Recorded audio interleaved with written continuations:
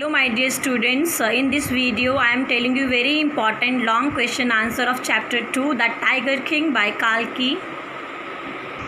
So first question is, the story is a satire on the conceit of those in power. How does the author employ the literary device of dramatic irony in the story? सबसे पहले बेटा आपको question समझ में आना चाहिए। Question ये कह रहा है कि जो लोग सत्ता में होते हैं और वो लोग बहुत घमंड करते हैं, तो ये जो कहानी है टाइगर किंग, ये उस घमंड के ऊपर एक व्यंग है। हमें ये प्रूफ करना है कि ये सही है कि गलत। और ये जो ऑथर है काल्की, उसने किस प्रकार ये जो लिटरेरी डिवाइस होता है अलंकार, उसने आयरनी का कैसे प्रयोग किया है, ये हमारा क्वेश्चन है बेटा। हम आंसर ऐसे लिखेंगे। Certainly this story is satire on the conceit of those in power.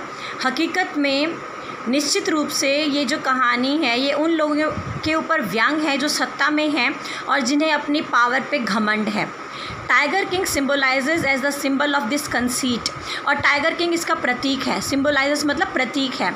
When he came to know that his death would come from a tiger, जब उसे पता चला कि उसकी मृत्यु एक टाइगर से होगी, he started tiger hunting, और उसने धड़ाधड़ टाइगर्स की हंटिंग शुरू कर दी। और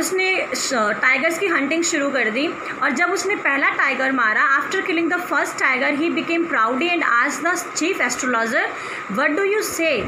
और जब उसने पहले टाइगर की हंटिंग कर दी, उसको अपने ऊपर घमंड हो गया। उसने चीफ एस्ट्रोलॉजर को बुलाया और उससे कहा, आप क्या कहते हो? The chief astrologer said, Your Majesty may kill 99 tiger in the same manner, but must be careful with 100th one.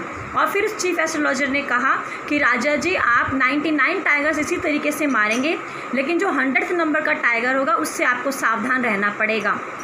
The proudy king said he would attend other state matters after killing 100th tiger.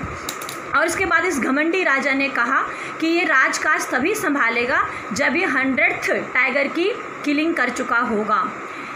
He think that he would never die, so sorry, after killing 100th tiger did he think that he would never die. क्या इस राजा को ऐसा लगा कि 100 tiger को मारने के बाद इसकी मृत्यु नहीं होगी? He started hunting tigers foolishly, और उसने बेवकूफ़ी से टाइगर्स की शिकार करना शुरू कर दिया।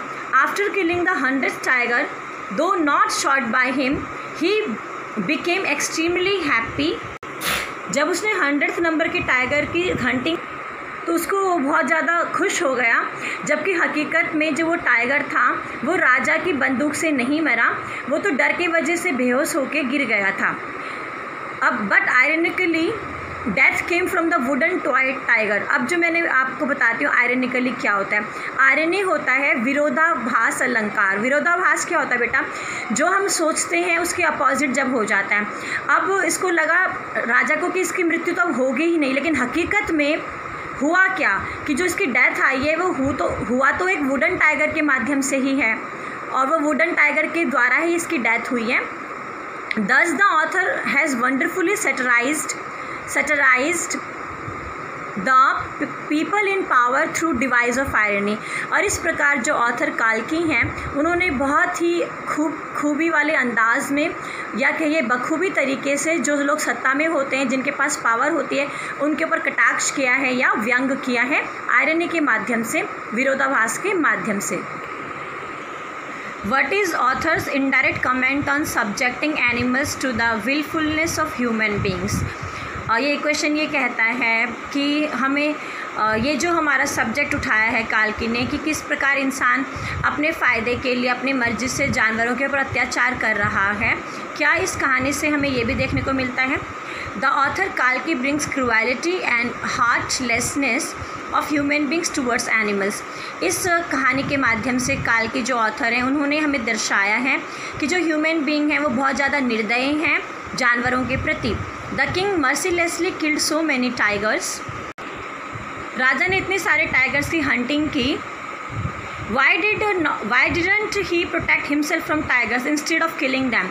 उसने अपने आप को टाइगर से सुरक्षित क्यों नहीं रखा, बजाय कि इतने सारे टाइगर्स उसने मारे हैं। His kingdom became tigerless and he married a royal girl। उसका जो किंगडम है इवन उसके जो किंगडम है वहाँ पर भी टाइगर समाप्त हो चुके हैं। फिर उसने एक ऐसी लड़की से शादी की, राजकुमारी से शादी की, जिसके क्षेत्र में बहुत सारे टाइगर्स थे, केवल अपनी प्रतिज्ञा को पूरी करने के लिए। Even at last also old tiger stood humbly before him and he showed no pity and shot at him.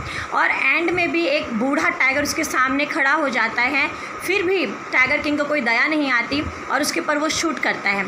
Hence the author had shown folly, cruelty and heartlessness of humans towards innocent animals through this story। और इसी प्रकार जो author हैं उन्होंने बहुत ही अच्छे अंदाज में मनुष्य की बेवकूफ़ी, उसकी क्रूरता और उसका निर्दयीपन दिखाया है जानवरों के प्रति इस कहानी के माध्यम से। How would you describe behaviour of maharajas? महाराजा के जो मीनियंस हैं उनका बिहेवियर महाराजा के तरफ कैसे? मीनियंस होते हैं हम कहेंगे जो हमारे सेवा पात्र होते हैं, जो हमारी सेवा करते हैं, राजा के जो मंत्री होंगे, उसके दरबारी होंगे, उसके लिए हमने मीनियंस वर्ड यूज़ किया है। आर दे सिंसियर और फेयरफुल? क्या जो उसके मीनियंस हैं, कृपा पात्र हैं, क्या वो राजा से डरते हैं या राजा के प्रति अपने कर्तव्य को निभाते हैं? क्या राजा के जो मीनियंस हैं, कृपा पात्र हैं, वो हमारे आजकल के जो पॉलिटिकल लीडर्स हैं उनसे क्या उनकी कोई तुलना है? सो इस क्वेश्चन का आंसर भी देखो स्टूडेंट्स कैसे लिखिएगा। The Maharaja minions were sincere towards him. महाराजा के जो मीनियंस वो सिंसियर नहीं थे उसके तरफ। सो महाराजा के जो मीनियंस थे, कृपा पात्र थे, वो उसकी तरफ सिंसियर नहीं थे। वो बहुत ज़्यादा सेल्फिश थे, कावार्ड होता, डरपोक थे और बहुत ज़्यादा मूर्ख थे। उनका अपना कोई समझ नहीं था और वो डर की वजह से कार्य करते थे। जब राजा ने दीवान को कहा कि मुझे शादी करनी है तो दीवान ने कहा मेरी तो ऑलरेडी 2 वाइफ हैं, आप मुझसे शादी कैसे कर सकते हैं? फिर जब महाराजा ने कहा कि मुझे तो टाइगर चाहिए, फिर दीवान ने कहा कि हमारे तो राज्य में टाइगर किंग बहुत है, हमें एक टाइगर क्वीन की ज़रूरत नहीं है। और जब एंड में राजा ने उसको कहा कि अगर तुमने अरेंज नहीं किया एक टाइगर तो तुम्हें जॉब से हम निकाल देंगे, तो इसके बाद जो ये दीवान है ये डर गया और उसने एक ओल्ड टाइगर अरेंज किया राजा के लिए। So all above example show that the king's minions were not bold and voice.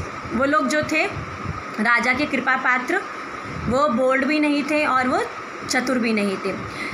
और हमें क्या पता चलता है, जो रिलेशन है राजा और उसके मीनियंस का, वो हमारे आजकल की राजनीति को दर्शाता है। आजकल की राजनीति में भी जो नेतागण होते हैं वो सोच समझ के कार्य नहीं करते, वो भी बस एक दूसरे की कॉपी करते हैं और जो उनका बड़ा मंत्री होता है उसकी बात को बिना सोचे समझे वो कार्यरत करते हैं, फॉलो करते हैं। So students, these were important long questions of this chapter. I hope you have understood very well. Thank you.